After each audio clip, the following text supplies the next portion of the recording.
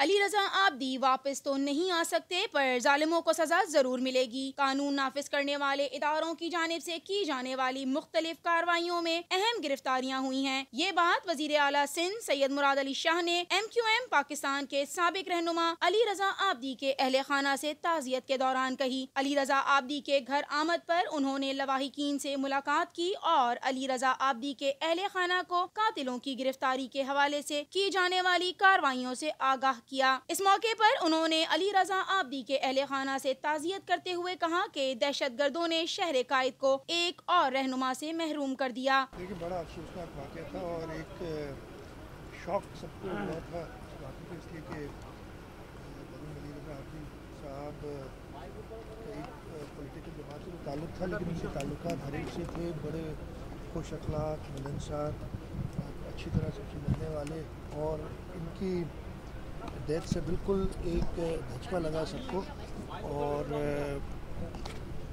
سب لوگ اس سے افسردہ ہوئے تھے۔ کچھ پیش رفت ضرور ہوئی ہے اور جیسے شاید آپ کو پتا بھی ہو کچھ لوگ گرفتار بھی ہو، لیکن میں مزید اس پہ کچھ اور نہیں کہوں گا جب تک کہ ہم ایک سالڈ اور کنفرمڈ اور ایک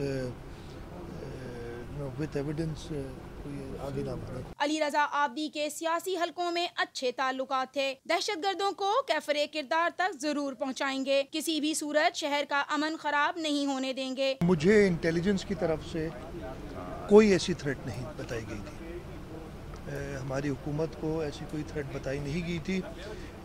متحدہ قومی موومنٹ کہ یہ تیسرا واقعہ ہوا تھا، خیر وہ فیکشنز ہیں متحدہ قومی موومنٹ کے، ایک جو بہادر آباد کی پارٹی ہے ان کی فیکشن ہے، اس کے ساتھ بھی میلاد میں ایک کریکر کا دھماکہ ہوا تھا، اس کے بعد PSP کے دفتر پہ ایک حملہ ہوا، تو اس کے بعد اور ان دونوں ایونٹس کے بعد ہم نے ایک میٹنگ کی تھی اور اسپیسیفکلی کہا بھی تھا، لیکن انفارچونیٹلی ہمیں کوئی انٹیلیجنس کی طرف سے کوئی ایسی اسپیسیفک تھریٹ کا نہیں بتایا گیا تھا، جبکہ میں یہی کہوں گا کہ یہ کوتاہی ضرور ہے۔ اس کے بعد اب بتایا جا رہا ہے کہ جی فلانے پہ تھریٹس ہیں، اور یہ افسوس ہے کہ کسی کی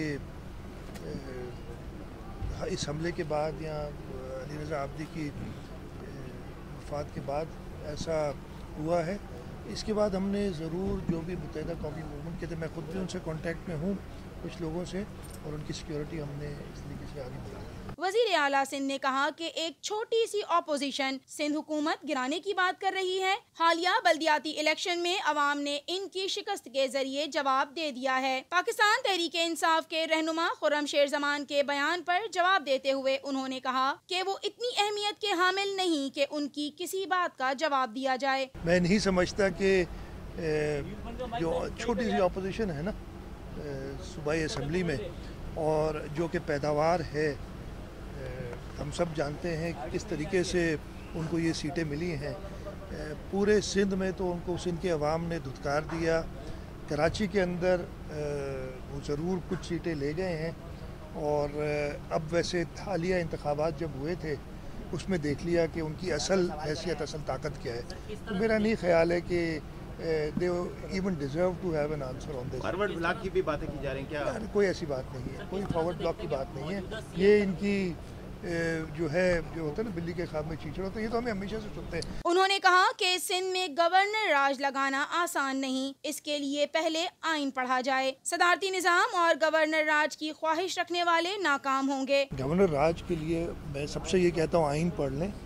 آئین کے حساب سے گورنر راج ایک صوبے میں لگانے کے لیے صوبے کی اسمبلی کی کنسنٹ چاہیے ہوتی ہے، وہ تو ہو نہیں رہی ہے، تو یہ صدارتی راج کی جو بات ہو رہی ہے اس کے لیے آئین میں ترمیم چاہیے، اور اس کا کوئی نظر نہیں آ رہا ہے۔ شوق ضرور ہو سکتا ہے اور خواب ضرور ہو سکتے ہیں، لیکن یہ شرمندہ تعبیر نہیں ہوگا۔ ایک سوال کے جواب میں وزیر اعلیٰ سندھ نے کہا کہ ECL میں نام ڈلنے سے کوئی فرق نہیں پڑتا، ہاں پر تعجب ضرور ہوا۔